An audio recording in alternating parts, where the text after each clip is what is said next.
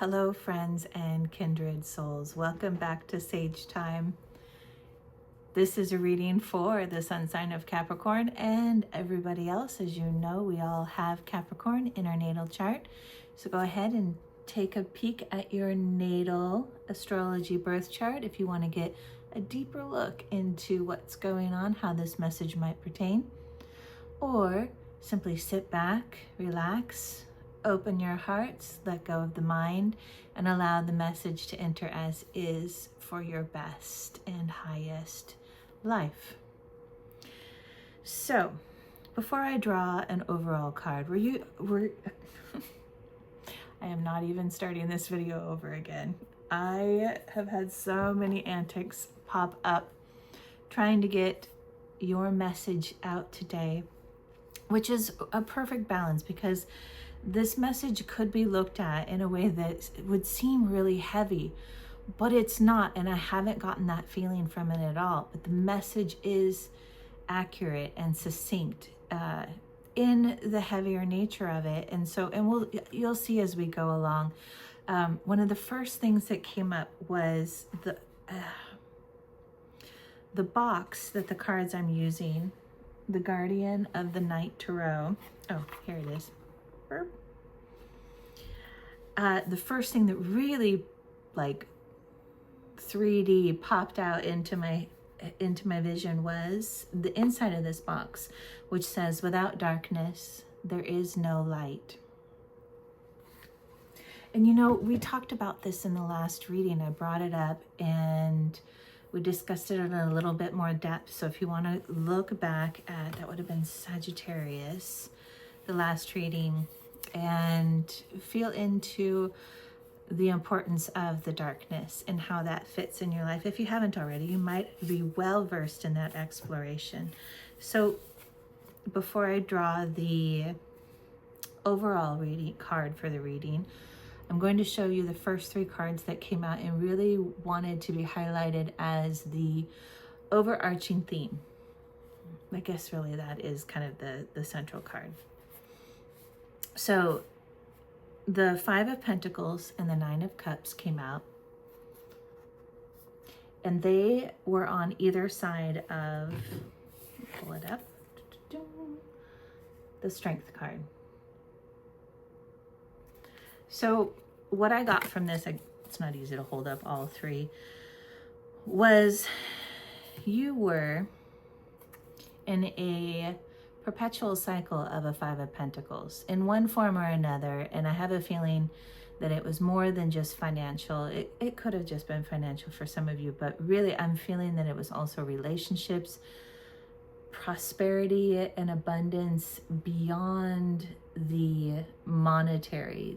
That was almost more of a symptom I'm hearing of the lack. I don't love this phrase, so let's find another phrase. You know the phrase that we've been hearing, lack mentality. It has a kind of blame, shame sort of program that's going with it. So it is a lack program, and maybe just for now, that's fine. If you have an idea, if something comes up that feels more opening and allowing and safe to be with instead of shaming, blaming, do definitely leave your ideas in the comments. But this idea of not enough, the self not feeling enough, the money not feeling enough, the fulfillment of pursuits in life not feeling enough, connections with life, not just people, but life in general, those not being enough. And not because you weren't able to be content with what was, but in fact because the universe was pulling you and calling you into becoming something more. And that's really what comes out here with the Nine of Cups.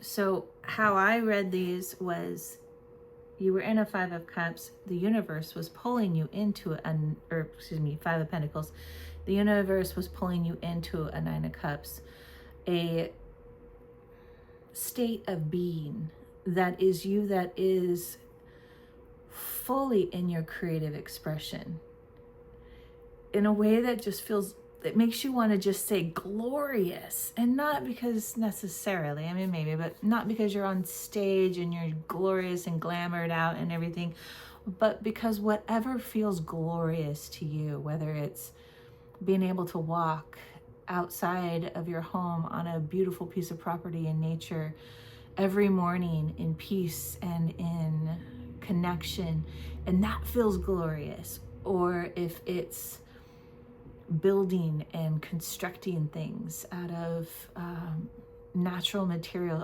all the things. I mean, you guys, writing a book, having a YouTube channel, it just feels glorious. And all the parts that support it and surround it, and the people and the environment, it's fulfilling. This is a fulfilling card. This peacock is filling up the page. The cups at the top are full, and they're not just overflowing with water, they're like sparkle effervescent flowing. So anyways, that's where you were, is the Five of Pentacles, this place of there it is, I'm seeing it now. We've got the little caterpillar at the bottom and these 5 chrysalises at the top, and the owl that's coming in with a bit of a fierce, straight to the face, I know you and I know who you are, and it's better than this, so let's create it. And I don't think it's because you were inadequate by any means. I think that life wasn't giving you the resources and the connections available, so you had to go deep. You had to dig deep and go into those darker places so that you could come up and contain more light, right? We talked about that the last time, and that requires incredible strength. And look at this mouse with the snake. One's not predating on the other, and the little guy, he's not afraid of this snake. In fact, he's so filled with light that he's surrounded by it. He's got incredible heart, and not simply in a rhetoric sort of way, but like physically his heart and energetically his heart. The darkness representing the yin in the material realm. His physical heart can take on so much more because he took on so much more. And that snake beautifully always represents the Kundalini, the opening of wisdom and gnosis and greater capacity to absorb and flow, channel greater and higher wisdom and knowledge coming from the stars that are up above its head. So they're working together. The humble, the meek, which is not weak. It's not synonymous with weak. Meek originally really did represent the humble, he who had a sword and knew how to use it but kept it sheathed. And that's a really small way of saying a very big idea, but I think you get what I mean here. And it took a lot of strength for you to do that. So I think, I hesitate to say this, we're gonna not pull a central card at this point. We're gonna get right into the reading because a lot of cards came out. A lot of conversation wanted to be spoken. And I think these first 5 cards, I'm gonna slow down a little bit.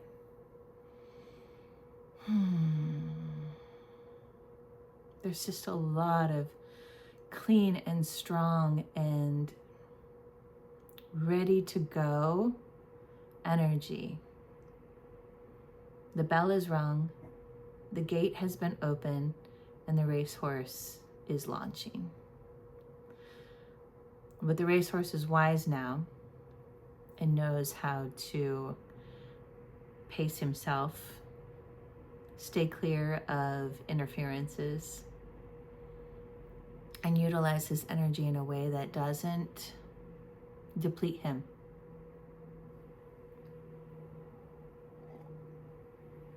And here's what I'm seeing you went through.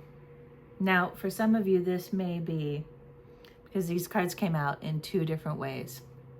They came out with the first 3 and then the next 5 that I'm about to show you. And it ended with the Tower, and I thought, that's not right. We're not ending a reading with a Tower. And then 3 more, so I pulled again, and 3 more came out, and it became very clear.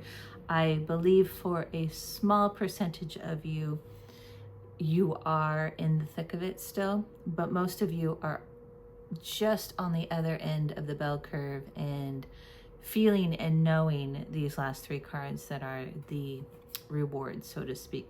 So this message, of course, is for everybody, so that there is a light at the end of the tunnel for those who are in the thick of it, and for those who are on the other end of the bell curve and are feeling that hope, and maybe also feeling a sense of trepidation, like, is this real? Am I really there? Did I really make it? Because this was a long journey. You guys went through a lot, Capricorn. Okay, so the first 2 of the 5 cards, I'm going to kind of bring them all up, and then we'll go through them quickly. The 3 of Pentacles and the Page of Wands.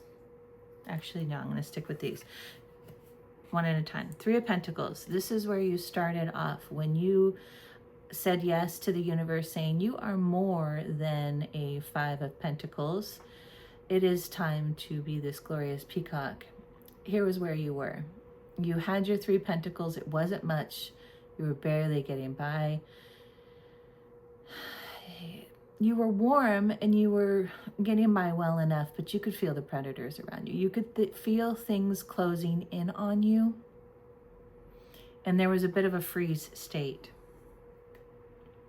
You knew you could fight back, but something within you inherently knew that you didn't have what it took, or it really just wasn't. That's what it was. It wasn't the solution. Fighting back to, and maybe saying the word predators is a bit much. Although when we go through these deep, dark plunges into the darkest areas of ourselves and our ancestry, we do face predators. And it's not that we're not safe, but we don't feel safe. And it's not that we're not guided, but we can't tell that we're guided. And that's part of the script. That's part of the storyline. And it's a huge essential requirement to be able to come into that incredible strength.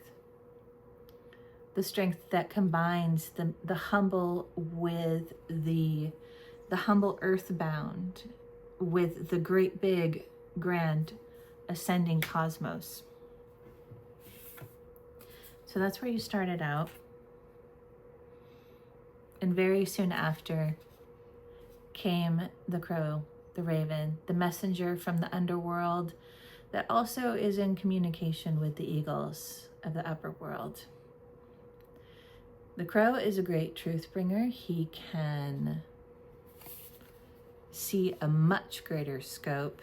He recognizes the reverence of the darkness, the beauty of it, the love of it, and the essential requirement of it. And Raven Crow doesn't see things, especially Raven, no, both, doesn't see things in a way of good or bad. It's more what's effective and what works. And so here you are hiding under, you can see that little eye down here under this, forgive the wobble, under this little, not bramble, but like a little bush of protection, and you hid. Most definitely. You maybe adorned yourself with some branches and some leaves and some flowers in hopes that the raven wouldn't find you, because you were feeling more and more an experience of your knowledge, your wisdom, that you would, everything you had earned, your monetary, everything that allowed you to be capable and effective in the world was being stripped in a way that felt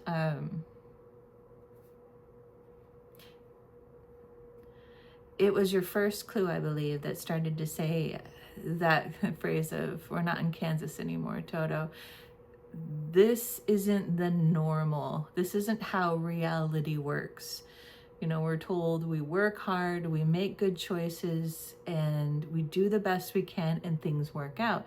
And you are starting to realize that that actually isn't always the case. And there was a bit of a tuck, and hide from that great truth.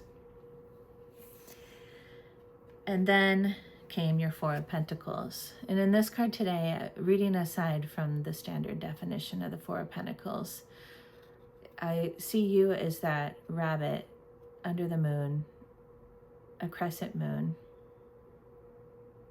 at night, having a harder and harder time being out in the daylight, so to speak. Finding yourself being more productive in those inward turned darkness, so to speak, places. Finding yourself finding a bit of escape in the dream world. Perhaps you have really been exposed and ushered, guided into areas of the dream world that you didn't expect or anticipate were even a thing, were even real. And again, I don't love the word escape because it sounds like a sublimation, but I think it was the balm, the antidote for what was going on down here. And I feel like you were losing not only your resources to this fox, this energy, this entity, but you were losing family, friends, community, family.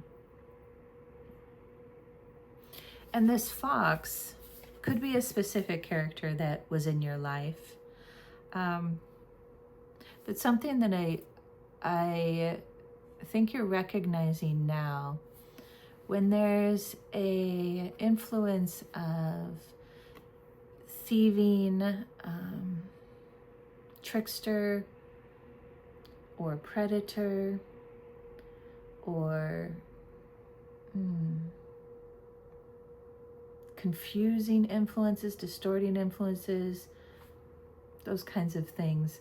I have found that it's less about the individuals in our lives that are doing it, even when they are very obviously the ones.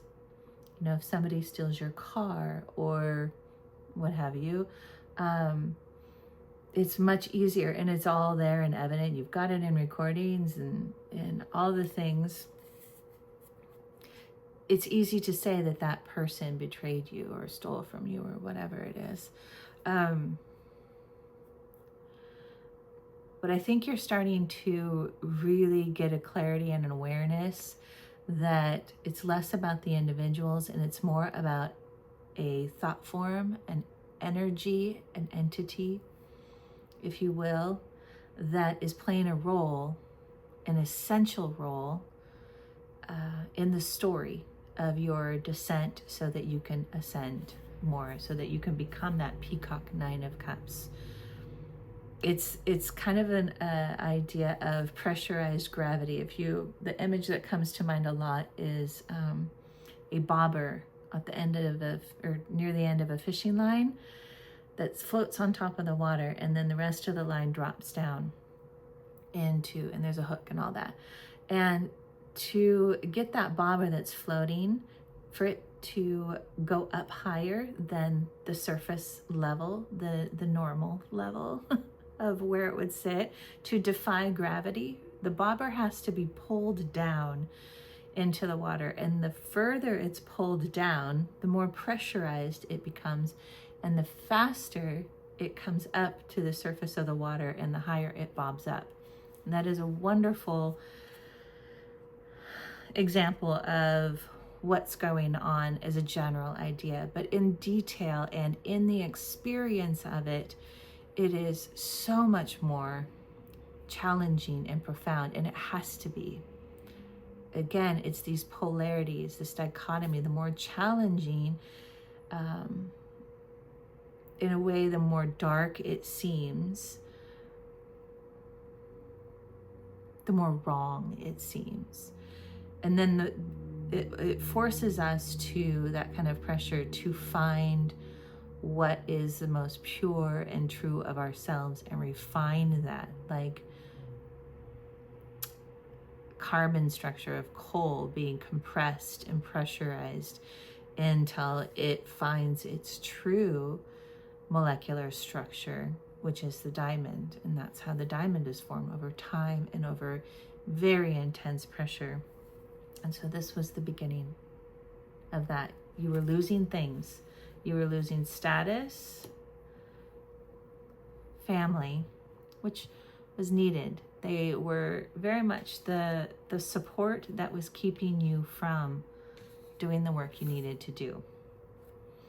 And then boom, here we've got the Eight of Wands, this incoming message. And this hawk messenger was starting to tell you, one of the wands, is that, it looks like it's going through a heart, but it's not. It's a setting sun.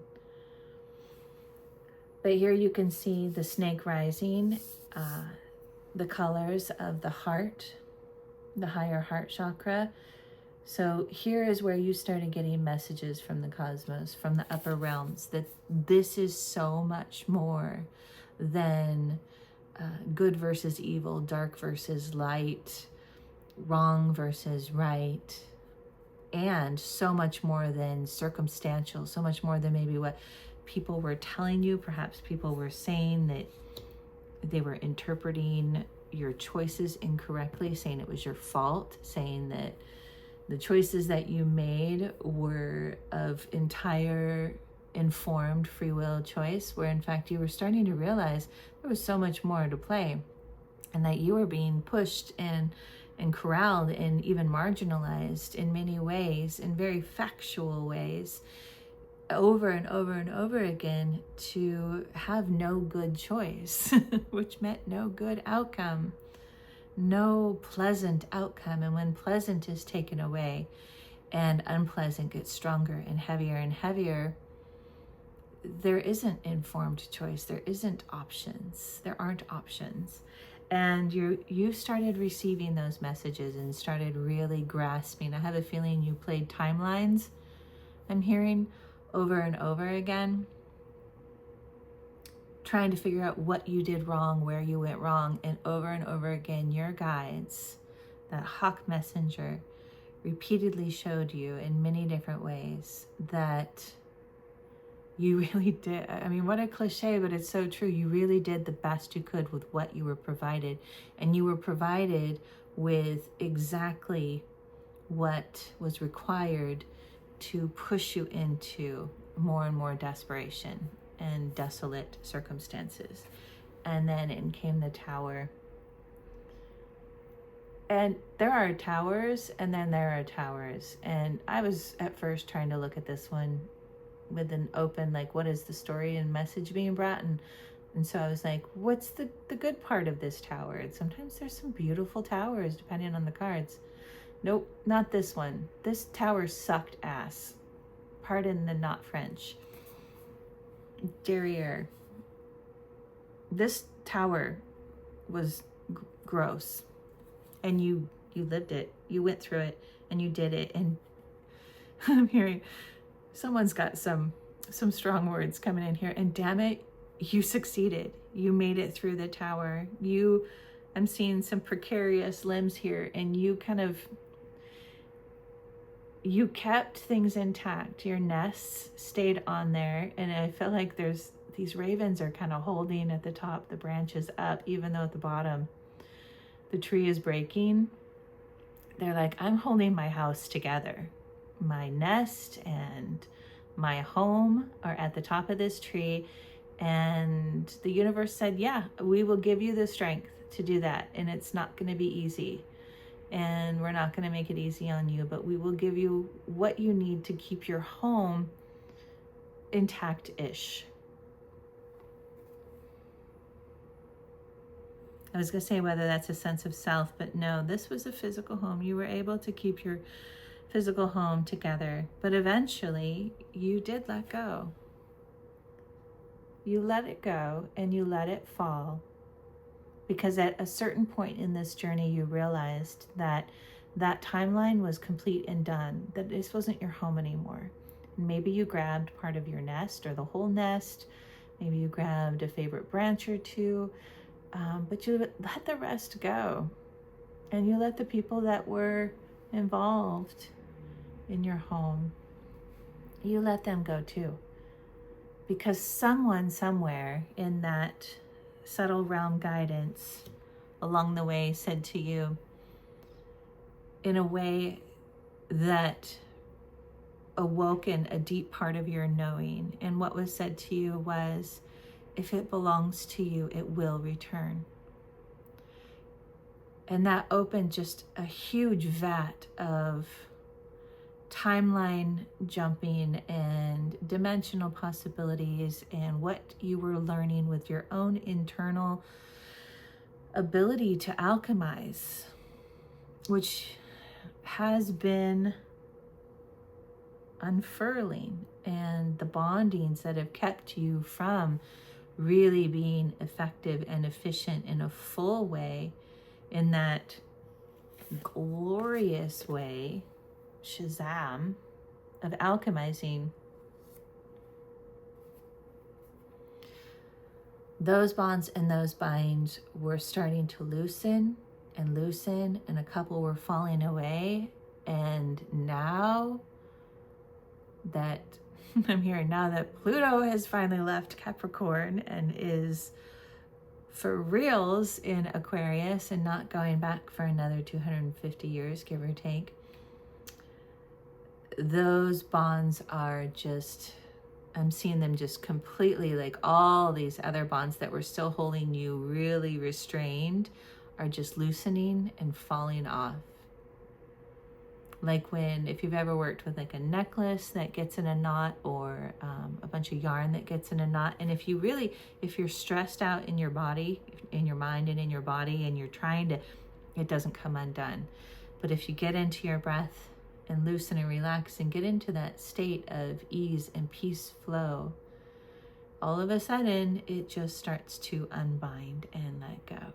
And that's very much where you're rooting one of the fundamental mechanisms of your magic, of your alchemy, is that ability to prioritize your peace flow. Not just peaceful, but your peace flow.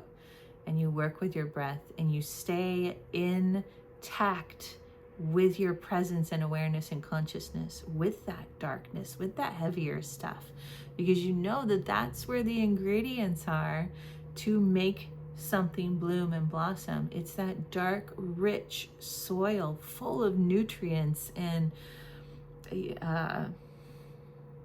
it mycorrhizae? All the fungi and all the things, and worm castings and bovine excrement and old eggshells broken down, and then leaves and debris and sediment that compresses. Again, it compresses generally with heat. It creates a heat and it alchemizes, and it's so nutrient rich. And it is, they call it black gold. A really good compost is called black gold. It's dark and it's nutrient rich. And you are the seed, and you put yourself in that dark, nutrient rich, and you're like, I know what to do with this. I'm not afraid of a little darkness now. I'm not even afraid of a lot of darkness, because I've been there.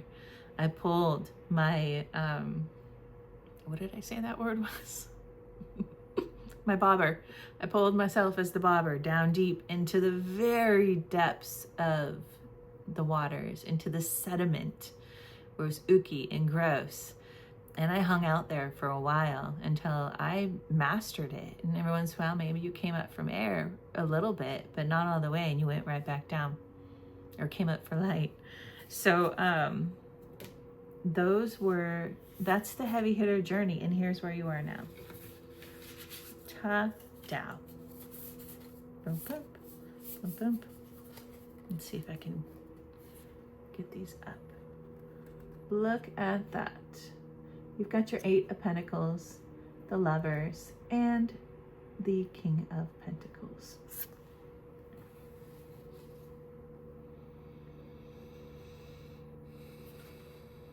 Now, if you are the masculine, let me rephrase that. If you embody more of the masculine nature, generally speaking, if you are a man, this to me talks about now you know how to expend and maneuver your energy and your tasks and your doing, so it's incredibly efficient and it produces the best outcome for your queen. If you are more of the embodiment of the feminine, and that's the role you play, of course, again, we are both the masculine and feminine, but if your presentation in the common reality and the interactive, interfacing duality reality is of the feminine, you are that queen bee, and you know how to create the vision of where the flowers are and send that to those that are supportive of you and bringing the nutrients and the abundance to you to create this community, to create an incredible resource for others to flourish. And when others flourish, you know now that you flourish. And you not only know how to create that vision of, which flowers are ideal and best and where to go, you know how to create the grid that directs those that are supporting you to the pathways. Like how it's considered geese will fly from one end of the world to the other because they have this visualization of a grid that has been structured and known and passed down from ancestry to ancestry. And you have reached, whether you're the man or the woman in this reading, you have reached ancestry and worked with ancestry and now are in connection with ancestry beyond strictly the human ancestry. You're now in connection with your cosmic ancestry, whether it's star beings or angelics or many different things, many dimensional. And being paused might just be too much, but it's not, because you know this. You visited other worlds where you exist and where you have existed. So you're in connection with a vast ancestry that goes beyond your present biological genetics. And that is informing you now. And you're able to tap into that connection. A lot of times I feel you're able to stay in that connection. And yep, this reading's getting long because there's a lot of really good things being said. And here you are, the Lovers. So I'm seeing the moth at the top being led up to by the healing staff of Horus. Is that right? I don't know. That we know this. The two snakes ascending together, creating a healing together. And they're coming from the depths where the scorpions are. Oh, maybe you're in partnership with a Scorpio, or maybe your connection is very scorpionic. But what's important here is the seed, the root of this connection at the very base is this beautiful red flower, a poppy. The most vibrant, rich colored flower that comes from the tiniest of little seeds that in fact are used to create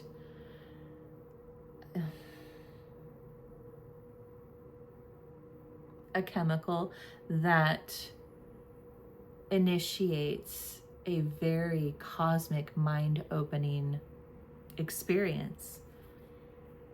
And you don't need the physical poppy seed, the opium. You don't need anything from the physical common reality to give you that incredible consciousness expanding and extending state of being while also being embodied and in partnership. because you've already created those pathways within your neural system, within your biochemical and your endocrine and your entire physiology. And so has your partner. And you heal each other. You've healed each other. And I'm hearing, let me fix this.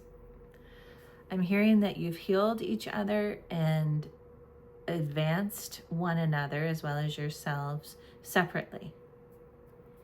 That's the work that you did in the darkness, is the separate work.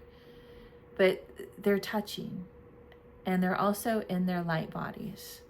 So they're touching energetically, and they're intertwined and connected every step of the way energetically. And it's when they start getting up into, we'll call it the Middle Earth here, that they're actually physically joining and co-collaborating and moving on into the experience of common reality life together before the next step. And then here, the final card of this reading, the King of Pentacles.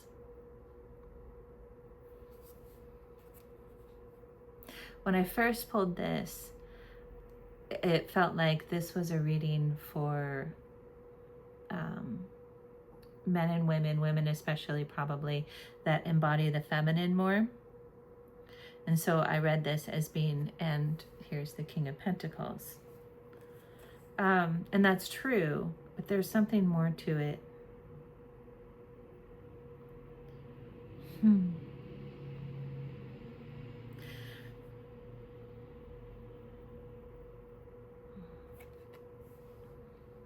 Because when I look at this, I'm seeing both the masculine and the feminine in and of and around the cow itself. Yeah, it's a bull because it's got horns, but it's also a cow, a female, because she's adorned with flowers and patchwork and artistry.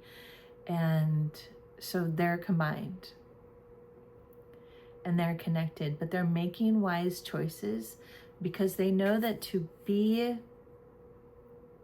have their separate signatures start to weave, like we see here in the collaborative Kundalini, it's really, really important, two things: to keep the separation within the weave so as not to just create a big thick rope that is indiscernible and not separate of the other. And that's where codependence comes from, right? When we can't allow ourselves to be distinct and separate and sovereign. You can, and now you know how to do it and be in partnership and lift and ascend each other. And that leads to the second really most important part, is making the right choices so that you yourself and you foster this for your partner.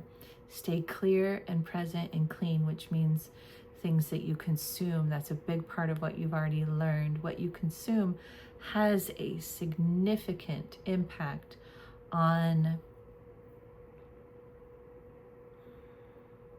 the distortions that influence you and then those near you. And consuming is more, having caution with consuming is more than just, don't drink, don't smoke, those kinds of things. It has to do with what you visually take in, whether it's on television or media or devices, whether it's where you live and what your eyes are taking in, what you're experiencing energetically. And again, it's important to bring back the understanding that you can, and so can your partner, take on a lot.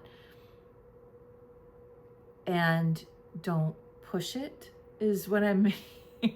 Don't push yourself too far beyond. I don't like how this is coming out. Let's try this again. Make choices each step of the way that keep you in your consciousness and your body optimized, right?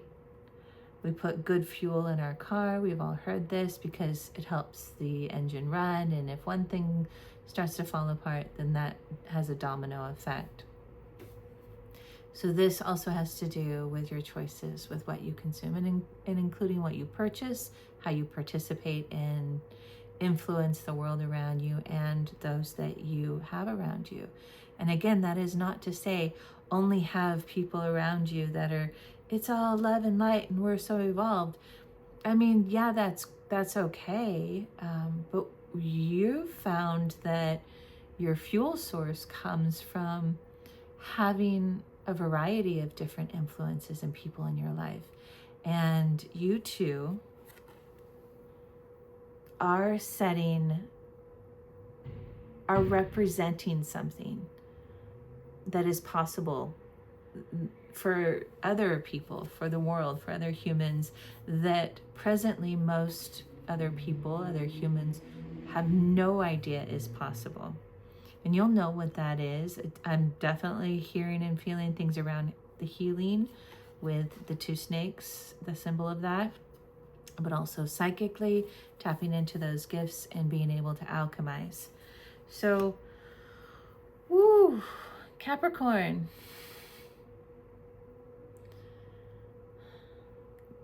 Wow. I feel like there's something more that wants to come through. What do we want? Here's what we want. Nope. Okay. We're going to do this. The Seasons of the Witch Mabon Oracle. Just really wanted to have a say and be a part of this reading, but not be the whole thing. Okay. So the two cards that came out. Kitchen Witchery. Nice. Here, let me get the glare off there. And shape-shifting.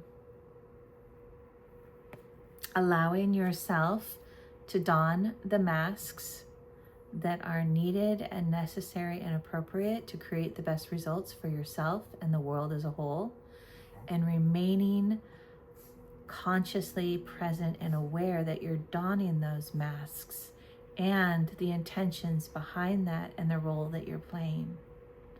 That'll allow you to see other people's masks too and love them for who they really are underneath those masks so that they can feel safe to drop that. And then Kitchen Witchery.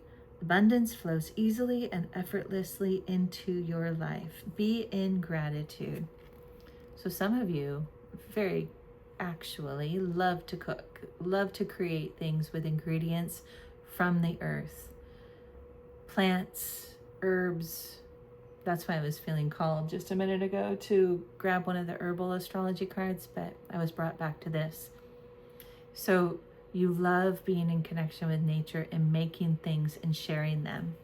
You know, maybe you make certain types of products and stuff and you share them, but I think more so you love to make food, delicious food, sourced from places that are highly ethical, that contribute to the world and the natural world rather than causing detriment. And then you do it from a place of gratitude. You be in gratitude, which is a heart presenced state.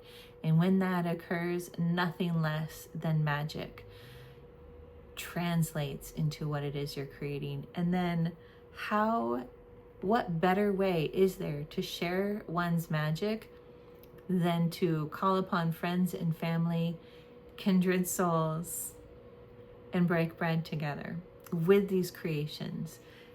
The people who are enjoying it and eating it with you, it will heal them and open them and comfort them and awaken them. And they probably won't know it for a long time. Maybe never. Well, they will. They will at some point.